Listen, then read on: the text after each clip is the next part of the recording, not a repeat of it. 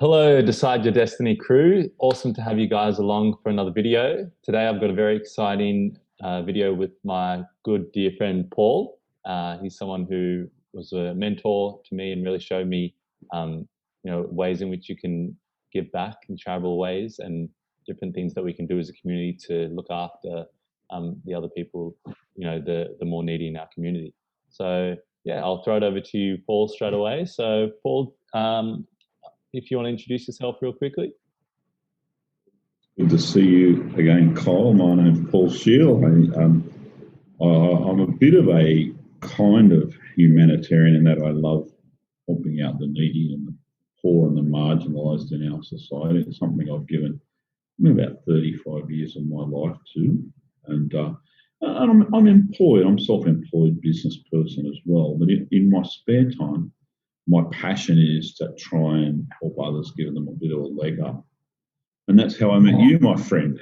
Yes, that's how we met. Yeah, so me and Paul met on a St. Vincent's. We were doing home visits, and I was with someone else, and they were joining you, and they were doing the home visits with you, and the friend said to me, like, why don't you try? Like, why don't you come along? And I remember I was doing my TAFE degree, and I was focusing on trying to get a project done. And I said, all right, why not? Let me try. And I came along, and you had a few pizzas, and then we went out on the road. And mate, I got to tell you, it was one of the most transformative experiences of my life. I went into those home visits with you, saw the value you gave, and you wanting to give more and more. And I remember driving home, and that night, and just kind of, a tear kind of trickled down my cheek, because I just thought, wow, so invested and so, keenly focused on trying to get this project done for my degree. And I just went, look at these people that we're trying to help out, and the context of that in life. I think those home visits were amazing. It's interesting. I remember your reaction that night, and it was one that, it clearly affected you, but it also motivated you to do something about it. Yes. I mean, a lot of people, and this isn't a criticism of people, but at that point, a lot of people may actually walk away because it's a bit too confronting, a bit too challenging, and that probably crossed your mind even. But you decided to stay and make it out. Difference, Yes. Yeah. Exactly. When a young man like you gets involved in the work I'm doing or the work we were doing, it's also a motivator for somebody like myself as well, because I think, well, here's another generation that's coming through here that wants to do this work, and wants to do it passionately as well. Yeah, exactly. Yeah, that was a good night. It was a good night, and thank you for creating the space. I think that's the thing for a lot of people. A lot of us want to help, and a lot of us want to give back, and a lot of us want to add value, to other people's lives. And I think a lot of young people are trying to work out, how do we do that? And that's a big thing. And I don't think it's easy. I don't think the organisations make it easy enough for young people to become involved. So that's something that's got to be addressed. Yeah, something that's got to change. So absolutely, yeah. Yeah. And I think, and that's where you kind of took initiative and, created Metal Mission, created like your own sort of charitable foundation. Tell us a little bit more about that. Well, look, I was involved with the big corporate charity for like 35 years, and I felt the frustration, knew the frustration, and it would come down. There were a couple of issues. One was that the organisations become so big that they actually forget about what they're set up to do, and it's so difficult to assist people. And then the financial side is probably by the time all the money trickles down to those who it's meant to be for, there's hardly anything left. And I thought that didn't cut it with me. Yeah. The Metal Mission team was started because it was named after or according to Vincent de Paul, who was a great mentor of mine, and he had a saying, "Turn the metal over and you'll find Christ." And I interpret that as in the poor, that's where you'll find your God, really. Yeah. And with Metal Mission Team, it started off as it really bypassed all the bureaucracy, which was what suited me, because I could make my own decisions and do it that day. Right, I didn't have to go through a committee and write a paper about it and all that. I just got out on the streets and did what was needed. Yeah. The Metal Mission Team has expanded now, and we started Blanket Patrol, which is taking blankets and warm clothes to the homeless of Sydney. And we started Acts of Kindness Community, which is an organisation now that feeds the homeless in the city. And it's non-denominational, which is great. It allows everybody, which I think is really great. And it's an easy process. See, young men and women of your age don't really want to get tied up in all that bureaucracy of, I've got to fill 20 forms out and I've got to go to meetings and got to go to study groups. You actually just want to start doing the work. Just get stuck in. That's what I wanted to do. yeah, definitely. And you're someone who is like that. I remember, in some of those home visits, you wanted to give more. You wanted to see what else we could do. You were very innovative in your thinking. You weren't kind of, how do I say, bogged down by bureaucracy or bogged down by the systems and letting rules confine you. You wanted to go outside of those limitations and see, well, what else can we do? Can we give a little bit more? Can we organize something else? Yeah, and I think that comes down to looking at the person as a whole, looking at their whole situation, rather than saying, look, here's $50 worth of food, yet next week they're being evicted from their place. Yeah, sure, $50 worth of food helps them today, but what can we put in place to help them turn their life around? And look, if you only help one, it's worth it. Yes. I mean, obviously we'd like to help more, but for that one person, your energy could possibly change their life. And I think it's worth doing that. 100%. And looking long term, I haven't mentioned this much to you, but I'm actually writing a book at the moment, called Decide Your Destiny. And a big part in that is, what keeps coming up is elements of looking long term, and how beneficial it is to look long term and changing that thinking. If I do this certain thing that's going to give me short term satisfaction, if I just flog a $50 Woolworths voucher, it might give me short term satisfaction, but is it going to gain long term results? Is it going to help out in the long term? Is it going to actually help the family? That I remember one family, terrible story. Muslim family with, I think, eight family members, and one of the daughters, in her hometown, a missile hit the neighbor's house, and she flew across the room and hit her head against the fridge because she was sleeping on the floor. And every time she goes to sleep, she has these shakes. She moves, and those stories just impact you so much, and they mean so much, and you want to actually help out in a big way and actually see what does this family need. And I remember when all we could give,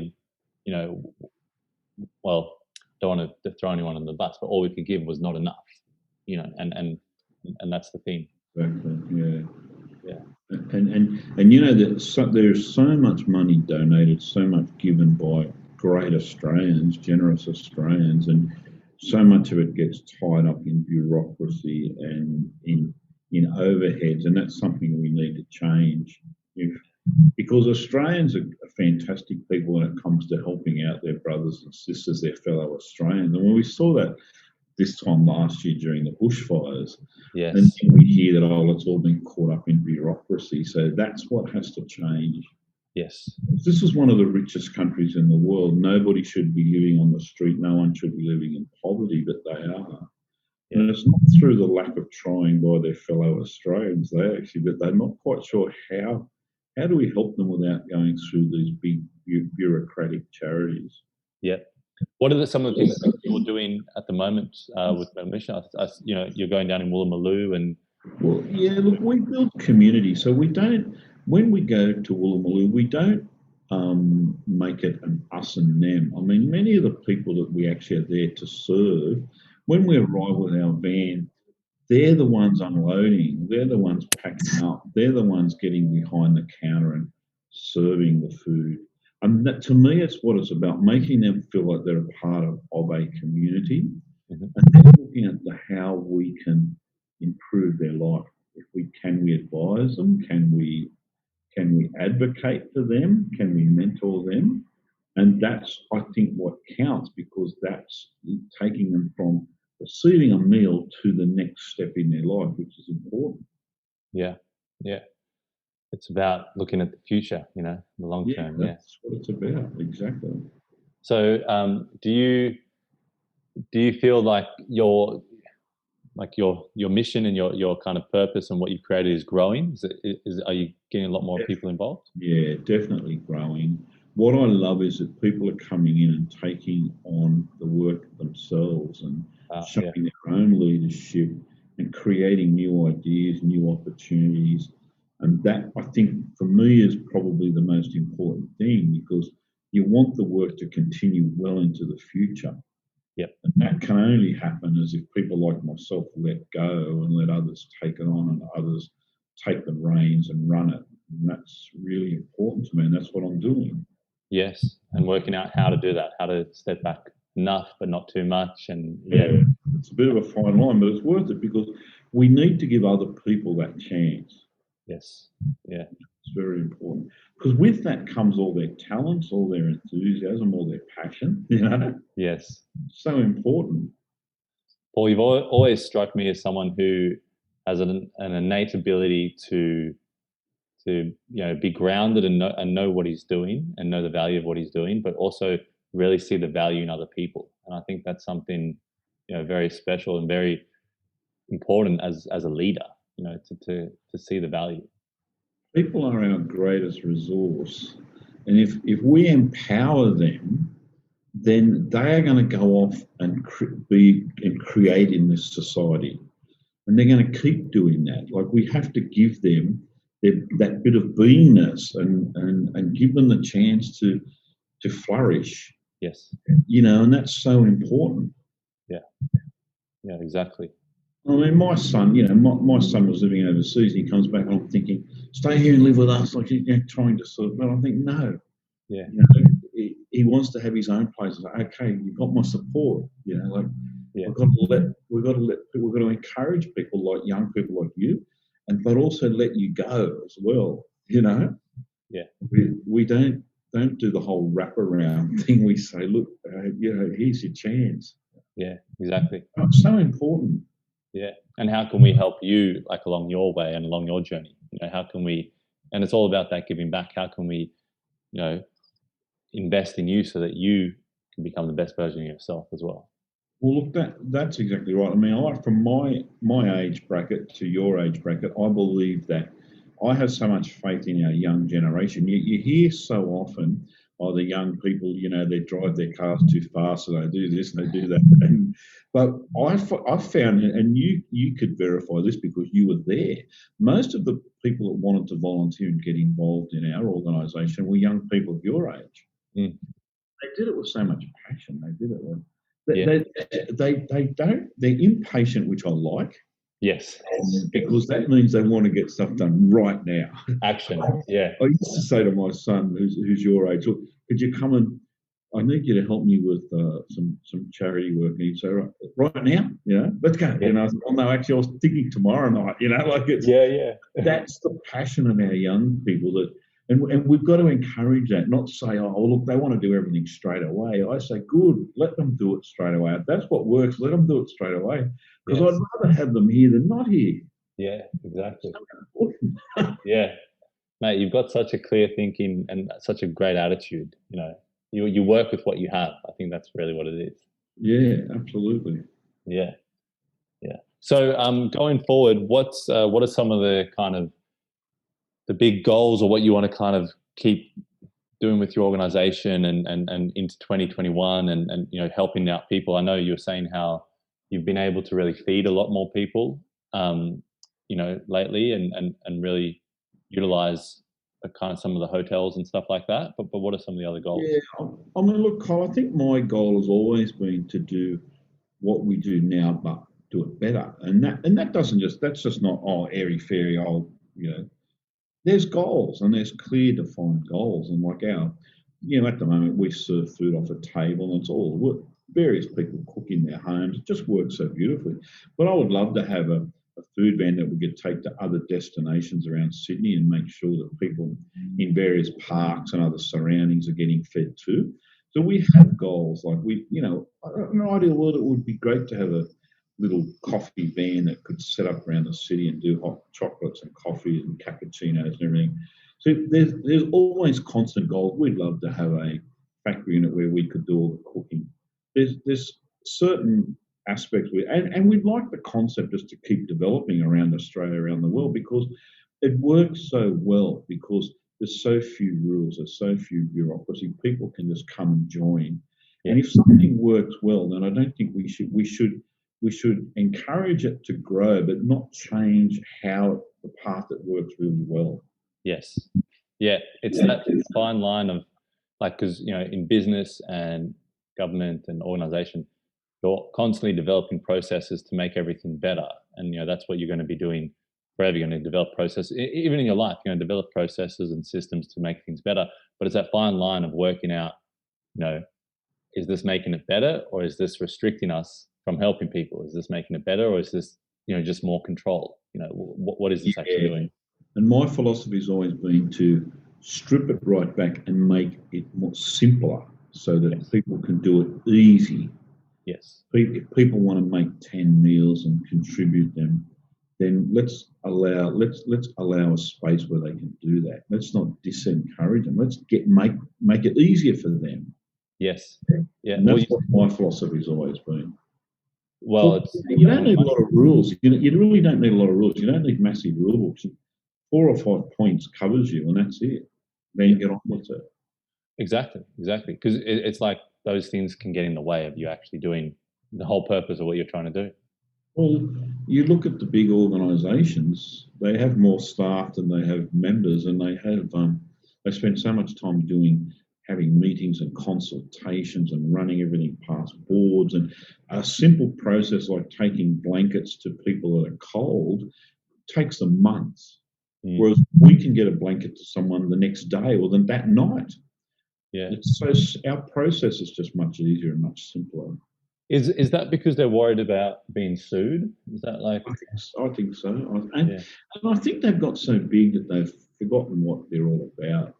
Yeah. They're too busy writing rules, and then all these people that they employ have to have something to do, so they create more processes and more bureaucracy, and it's just how things have become.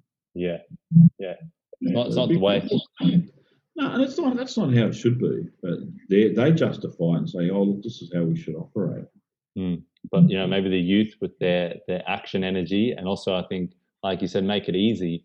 I was thinking about how there's so much attention towards UI, like user interface. Just how whenever you create something, you've got to be very careful with the design of it, just to make sure that it's easy. It's so easy, and it's all about making it easier and simpler for the person who's viewing it and using it.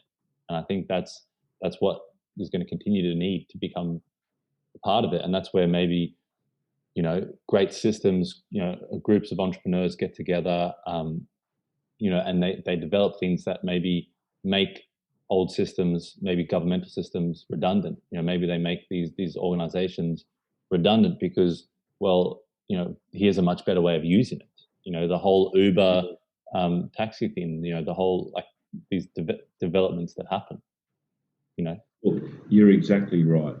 And I think that your generation says, well, we're just doing this, whatever it is. You don't go down to your generation doesn't go down to the council and say, well, look, we want to apply for a permit because we want to feed the hungry today, because that will take 3 or 4 months before they come back, and then there'll be more paperwork. Your generation feeds the hungry today. Yes. You see? Yes. And all that bureaucracy gets cut out. You say, well, I'm not listening to bureaucrats. We're feeding the hungry today. Yeah.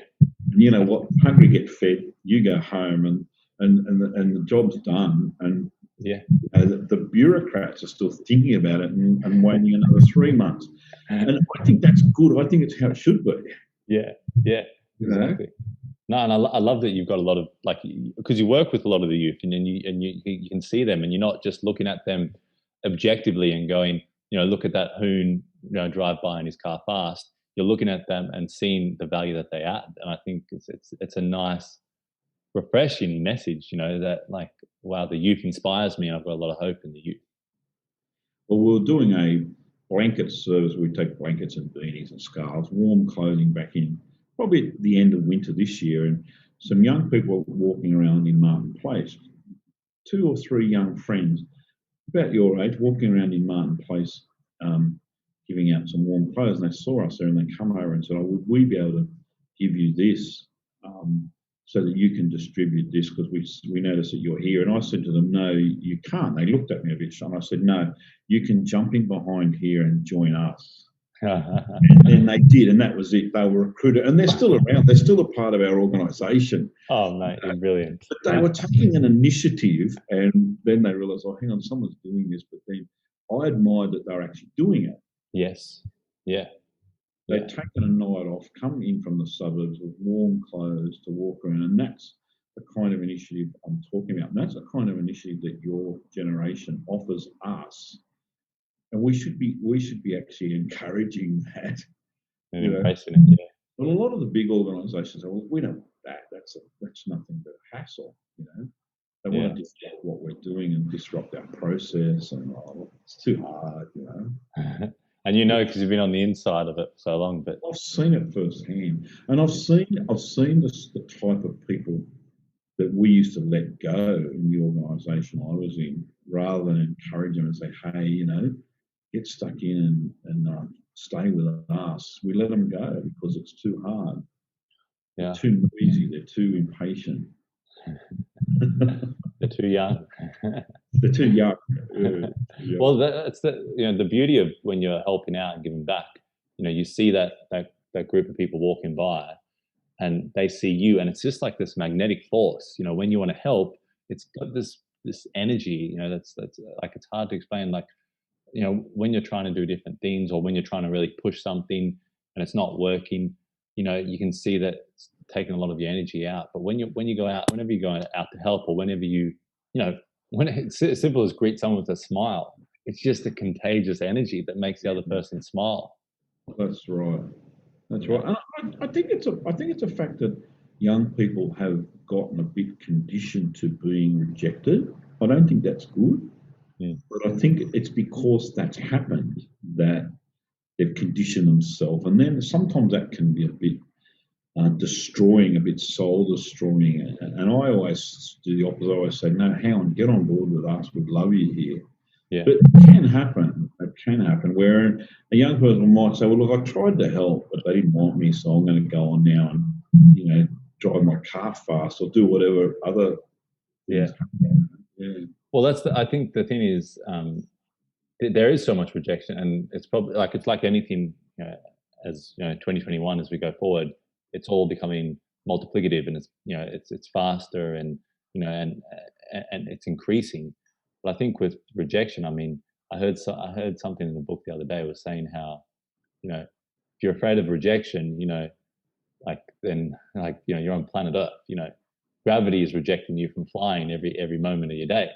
Rejection's going to be a part of life, and you just got to work out a way of dealing with it. And I think the way that I look at it is that a no is not always a no. Like, a no could be an opportunity for another yes. So yeah, that's right. And look, who sets the rules? We don't have to obey the rules, and that applies to both what we do outreach-wise and to business and any other activity we're involved in. We can change the rules to suit what we think is right or what we need to get done. Yeah. It's just a matter of having that courage to do it. Yeah, exactly. Well, talk about courage. I've got some food, a little bit of food that's left over in the kitchen over Christmas, and I'm really wanting to give it to the homeless. And I've got a friend here who is part of the Rotary Club, and he's actually been going down every day, giving bits and pieces to the homeless people just in Fremantle. And because he said what happens is the shelters over this period, close down, but the shelters close down, but the problems still there. They still need food. People still need food, and there's been a few incidents where I think it's better to go with someone. And I think that's a big objection for a lot of young people. Is like, I want to help, I want to get down there, but I, I don't want to get abused, I don't want to get yelled at, I don't want to get and so that's where I've been trying to sync up with this guy and say, let me know in the morning. I'll cook all the food in the morning. I've got quite a bit like left over from Christmas. I want to get out there and help. We can put it in, some takeaway containers. Let's go do it. But because he already has the networks, he's already seen these people and they already know him. I'm kind of wanting to go with him to do it. And what would you say is like to I guess a young person like myself, who really wants to help out, but has that objection, has that thing in the way, like we're not talking about the bureaucracy anymore. It's now the fear of what if I give it to that person and they yell at me, Yeah, of course. And that may well happen. Yeah. It does happen. And I think it's like anything. It's like the first time you learned to swim. You went into the pool and you didn't know what was going to happen. And yeah, it's a bit similar. It's a part of life. It's a part of the process. But after you've arrived and you've gone and handed a meal out to the second or third person, you suddenly feel, oh, this is fine. I can do this. Yeah. I do agree with you on going with someone. I think it's our organisation. One of the rules is everybody must be in pairs. It's very important, just for safety reasons. Yeah. So there's no problem in seeking out someone who can mentor you a bit or lead you into it. Then you might find that after being with that chap for one or two nights, you might then say, look, I'm just going to bring my friends now and I'll get onto a couple of my mates and tell them I've done it, or some girlfriends or whatever, and say, hey, I've done this and I'm happy to help you. Would you come and help me? And then you start a little process and it's done. Yeah. Exactly. It's interesting. I've done this for 35 years worth with people on the streets, and I have never felt threatened, but I have seen that threatening side of things. And it comes down to us just being aware, us protecting ourselves and looking after ourselves. Yes. Yeah. And common sense is a lot of it, but certainly being with others definitely helps. Yeah. And one of the best skills, I mean, not only in this, but in life is, your people person skills, So really, like, if you can, and that's going to, for any young person, that's really going to teach you people skills, because you're dealing with people who are going to give you all different sorts of responses. And, you're going to have to be empath. You have to be an empath, at one point, and then you're going to have to be a little bit more discerning at another point, and it's going to teach you these different parts of yourself that you're going to have to train, and which will therefore better set you up for the rest of life. Yeah, and it's important to remember that homeless people, marginalised people, I always think put the people part first. Remember that they're people the same as us. Exactly. And that they might be suffering more than us for some particular reason, but they're people. Yeah. And we as human beings are really good at getting along with other people. Yes. Yeah, we are. That's what they are. They're people. Yeah. Exactly. And you when you come back to, I always say, when you come back to that purpose, what's the main purpose and what's the main reason? That purpose and that reason has a power of just kind of making all the fears and the anxieties and the worries just trickle away a bit, because you're going, well, I really need to feed this person. This person needs to have food. They haven't eaten in how many days, and I'm scared about, getting shouted at, but come on, I've been shouted at when I was a kid. I've been shouted at school. Let me push through this and make sure this person can eat. Yes, just push through the barriers, and then you'll find that they'll be really welcoming. They'll be glad to see you. And you know what? The worst case is someone might reject you and say no. Well, that's okay, because that's their right. You move on to the next person. Yeah, and that person who rejects you may take 6 months to finally take a meal off you. Yeah. One day they could. Yeah, exactly. And I think that you don't give up. You just keep trying every day. And that's like everything we do in life. You stay focused. You don't allow anybody to stop you doing what you want to do.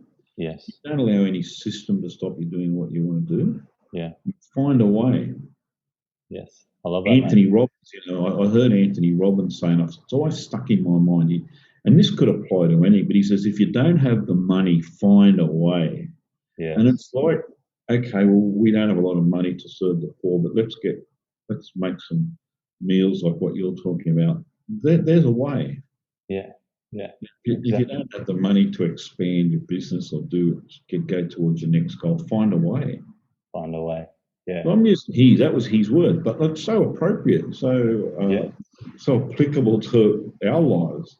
Yeah, exactly. Well, it's the English words, it's the English language. It's all borrowed and used and inspired, and that's the beauty of it. You can inspire.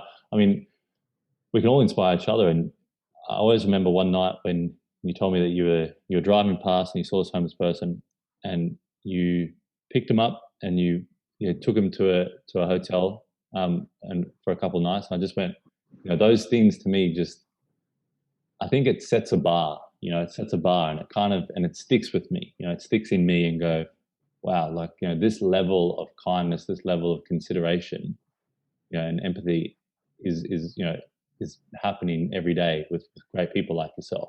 So I think it comes down to, if you've got, it depends on the circumstances. When you find yourself in that situation, if there's enough funds on your credit card that you can pay for a couple of nights on a motel or something, which is great, because that could be just the hot shower and that warm bed for a couple of nights might give them enough energy to really get stuck in and go down to Department of Housing, or go somewhere and try and find some permanent accommodation. But maybe that's just the sort of little bit of encouragement that they need. Yeah, exactly. Yeah.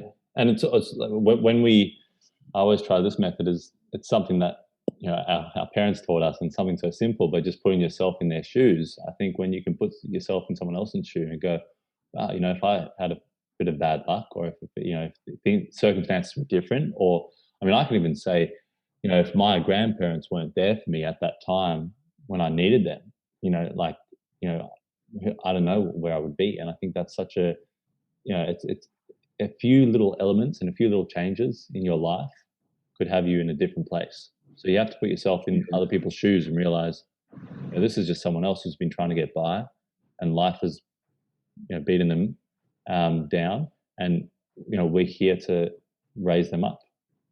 I think the point you just made too is, you've got to put yourself in your own shoes too, and remember that at some stage in our life, someone has given us a leg up. I know it's happened to me. When I was in times of despair, I remember someone would come along and give you a hand, and that's basically what we're doing. Yes. Except that the person that generally gives us a hand is probably someone we know. And with those guys, they're so isolated. Many of them have lost contact with their family years and years ago. So they probably don't have anybody to actually give them that leg up. Yes. We could be that person. And all you're really doing is you're repaying whoever helped you out years ago. Yeah. Now I'm going to help this particular person. Yes. How can we get people to get, in contact with you, or join the movement, the Metal Mission movement? What's the best way for them to kind of find out a little bit more? We're very unsophisticated in that we operate on Facebook, right? Yes. But that's okay. So Metal Mission teams on Facebook, people can ask to join. People can say, look, where I'm living, there's a need, and I'd like to.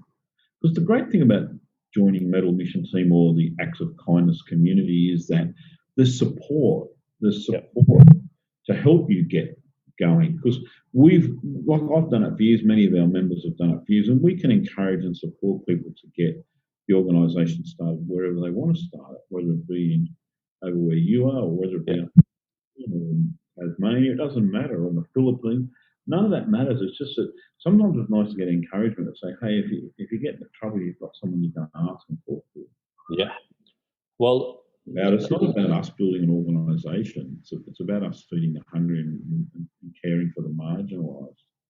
Yes, exactly. Well, let's why don't we run with that, and let's take it through the process. If I was to go about setting up the Metal Mission in WA, what would be the steps and processes that I need to do? I always find the best way to start an organisation or start something like this is firstly seek out the need. And you might say, well, look, and your need, you might discover that there's 6 or 8 people living under a bridge down where you're living. And you might simply say, well, look, what we can do for them is give them a meal once a week. We can chase up and get some blankets for them and make it a bit more comfortable. I'm not sure of how it works over there, but here in New South Wales, there's a hotline that you can call to get accommodation. Yes. There may be something similar to that in your area or in other people's areas. And you might be able to say, oh, hey, did you know about the line that you can ring to see if you can get accommodation? And they may not. Yeah. They might be too down. So that's really it. I think it is simply finding a need and then doing something about the need. Yeah, and finding the team. Yeah, finding the people to help is the easy part, because I guarantee you, a young man like yourself goes to two of you, three of your friends and say, look, I'm going down to help these homeless people. Just going to take a meal on a Wednesday night. Most people that you ask will probably join you. Yeah. They're overwhelmed, but they'll join. You know? Yeah. You're okay. A man like yourself is okay because you've done it before, you see. Yes. So you've already got the start. But if it's someone brand new and raw and never done it, we'll just give them advice and say, hey, well, just try this and try that. Yeah, exactly. That's what it's about, you know? Yeah, for sure. No, I love it. I mean, you could even, I'm just thinking because of my what I do as a job, I'm just thinking like the content you could create or the videos you could create, kind of, this is how you, this is how you approach someone, or this is how you, when you're in this situation, and, this is the step by step. You could even do like a series, Yeah, and it's easy to do that. That kind of thing is great but I always maintain we keep it as simple as we possibly can. Just address the need, do it in a way that gives dignity to those that we assist. Yes. Make sure we look after our own people. So if you've got three mates that come along to help you on one night, your responsibility is to look after them and care for them. Yeah. And make sure that becomes ongoing. We at Metal Mission say that if one of our people are our best resource, but if one of them's doing it tough, we need to get behind that one, all of us. Yes. Exactly. What's the point of going on the street, feeding the hungry, feeding the poor, if one of our own people is behind in their rent or under threat to lose their house or to something, then we need to rally behind our own to make sure that we're okay. And then that gives everybody a bit of empowerment, So important. Yeah. I think we can't go and serve others unless we make sure our own are all right and our own are looked after. Yeah, 100%. Exactly. It makes me think of the quote, God helps those who help themselves. And also, charity starts at home, which I think, two things that kind of just continue to be truths, Yeah, really, really important. Yeah. And then I don't think we have to be totally daring. I think it's just because I think sometimes if you start with a need that's immediate, then you might find out, well, look, there's other needs and we can find other people to help with those needs. But certainly, there's some fantastic, like Father Vincent de Paul was one of the greatest. I mean, he saw needs on a big scale and decided I'm changing it, Yes. And we can do that too, but we can start with the 6 guys living under the bridge, Yeah. It's really important. The 6, because if those people get a couple of good meals a week, their life improves. Because if you go to sleep rough on an empty stomach, and many do, it doesn't give you much motivation. No. Yeah. To change the circumstances. Exactly, and look at all the people. I mean, I know with me, I need to motivate, inspire myself each day, and I think that's like we all need to do that. You're so right. So you need as much as you can to have in your storage, so that you can pull from that and pull that energy from that, and go out and achieve what you wanted to achieve. Absolutely, you really do. What would you say?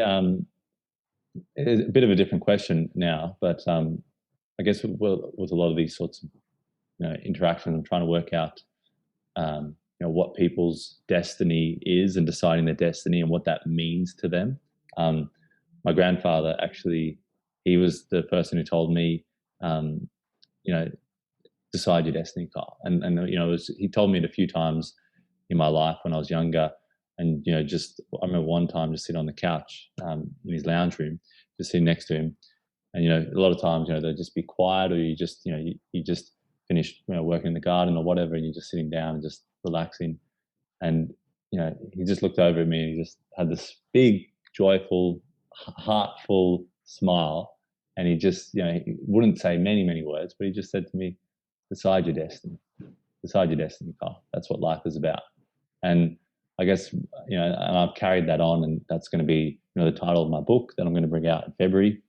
And yeah, I want to find out from people what that means to them. So I guess the question is, Paul, what does decide your destiny mean to you?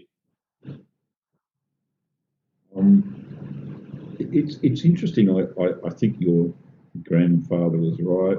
I know your grandparents had a great influence on your life, and you told me the story about them. And I think deciding our destiny is it's having a plan. It's having something that you're really comfortable in doing. But I also think it's something that evolves. Mm-hmm. Yeah. Because you remember, the little boy who lives in this block of units where I live, he always says to me, he's only 5, he always says to me, "Oh, his destiny, he's decided now, he's 5, is to be a fireman," right? By the time he finishes school, his destiny could change. It could be, well, now I want to be a policeman. I don't know. Yeah. And I always think we set the goal, and it's good to make it fairly. And my goals are very well defined in my life, and that's my destiny. My destiny is to, because I want to live in a certain place and have a certain kind of lifestyle, but I also want to make a difference in the world. And I think that's my destiny that I decided that many years ago, and I've stuck to that. And people have often said to me, "Oh, look, maybe you should spend more time on your business or spend more time, making wealth or whatever." But no, but I think I have enough of that. My destiny is to make other people's lives better. Yeah. That's something I decided many years ago. And that was partly as a result of meeting or learning about Vincent de Paul, and I thought, people don't have to starve. People don't have to live horrendous lives if enough of us get together and change it. Yes. So I think that's my destiny, although it evolves. It does definitely. But your grandfather was very, very right. And I believe that we must have some kind of destiny, some kind of goal, definitely. But sometimes it does evolve as we go along. Of course. I think, yeah, and it's like purposes. Like your purposes evolve, and you have many purposes. And I think the thing that I didn't realize there at that moment, but what he was really telling me was, have something in the future that pulls you forward. Have something in the future that pulls you out into the world, and so you can meet great people like I met you, and invest in yourself and change your environment.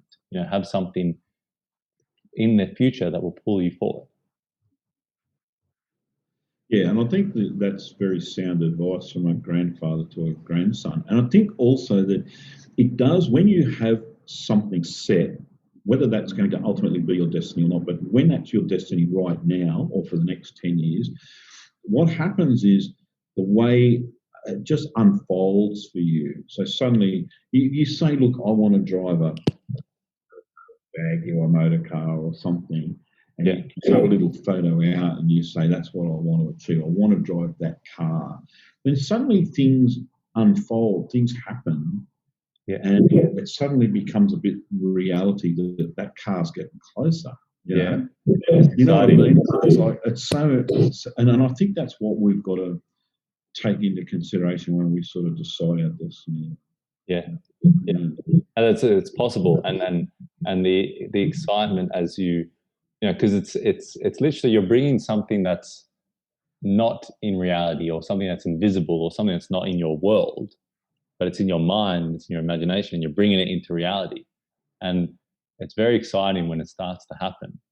I mean, I know exactly. I mean, most most sort of people's destinations do start with that the thought, the dream, and sometimes the dreams can be pretty big, and sometimes you think, oh, can I ever achieve that? And sometimes we sell ourselves short, but in fact, you can. We as humans we can put into effect most things that we want to do. Very Yes. little can stop us Yeah. Yeah. if We've we have shown that. So, I mean, I was reading the story about the racing car driver Lewis Hamilton, and Yeah. he was saying that when he came from a poor background, and he was saying when he went to, I think when he was quite young, starting off in the car racing, people laughed at them because they had an old car and they didn't have money, and he was there thinking that he was going to do okay in car race. Well, look what he's done. Yeah. Exactly. People laugh at us. Yeah. Poor, or they were from the wrong part of town or whatever it was, and now his father didn't have a very flash car or Yeah. whatever. But the goal was achieved more than he could probably even ever have imagined himself possible. Yes. Yeah. Exactly. That's one example, but so many people have achieved great things. Yeah. And those stories are so important to look at people that have overcome adversity and it's totally changed their environment and influenced so many other people's lives, which is such great things to be able to do or accomplish in your life. There's so many, I think I really don't believe in the whole thought process of nihilism and thought process of like looking majority at the negative or sort of apathetic sort of mentality or attitude, because there is just so many um, stories of greatness. I mean, I was watching something last night and recollecting on my affinity for Muhammad Ali and Bruce Lee and how they had so there's a lot in common. How they were like really entertainers in life. But they used that message. They used that entertainment and that pull to kind of deliver a message to inspire people to be great in their own lives. And might not being clear and stated, but that's really what they were doing. They were inspiring other people to do great things because they were showing them the great things that they could do. Those guys, like others, stood out from the crowds there, and Yeah. they then sent a message to others that you Yeah. can do it too. Exactly. Exactly. So important. Yeah.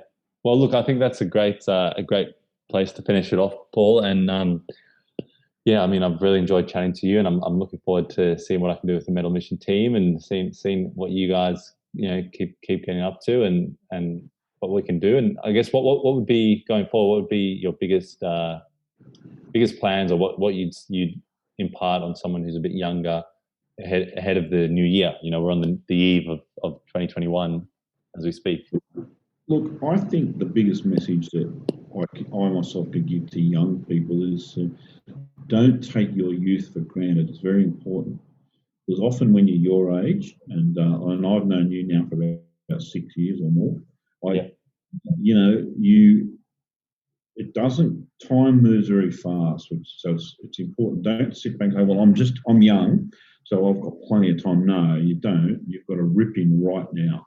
Yes. And you've got to take advantage of every moment that you have. Don't waste time. Don't waste your youth. Get stuck into what you want to achieve and do it now. Enjoy it now. Yes. Yeah.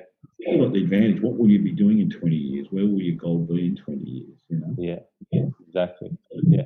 So that's my advice to all the young people. And our younger generation, Kyle, like yourself, and is so amazing. Like, we're so lucky, really. Yeah. Yeah. I think that I'm looking forward to seeing what and I've also already enjoyed what you've done as a young man, what you've achieved, but I'm looking forward to seeing what you're going to achieve. Yeah. Yeah. That's the real joy and excitement in life. Oh yeah, and I look forward to seeing you in person. Yes. Hopefully sooner than later. Yes, exactly. Hope sooner than later. Of course. Yeah. I think just on that point, you're talking about getting stuck in and getting involved. One of the interviews that I was watching with Muhammad Ali, a little kid asked him in the crowd. He said, "What are you going to do when you retire?" And Muhammad Ali just started snoring, like and everyone could hear. And the presenter was saying, "Oh, I might try to wake him up." And then Muhammad Ali, he got it. We woke up. He said, "Oh, I'll just be sleeping." And then he went on, he said something very profound. And he said, look at it this way, rather than sleep, I'm always going to be doing something. I'm always going to be doing something because you only have so many years on this planet, and being alive. He says you spend this many, and he added all the sums up, and people can kind of go and watch that interview. But you spend this many years sleeping, you spend this many years traveling, spend this many years at school, education, which you should keep educating yourself all the way along in your life.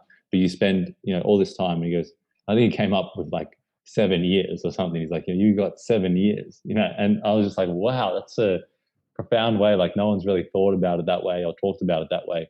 And that's why when you look at him, he always got stuck in, and these great people that do great things, I think a lot of times we separate them and we kind of go, oh, they're great. We can't really achieve that greatness because they're just outliers. They're just different. But really, what did they do? They got stuck in with their life. They got involved.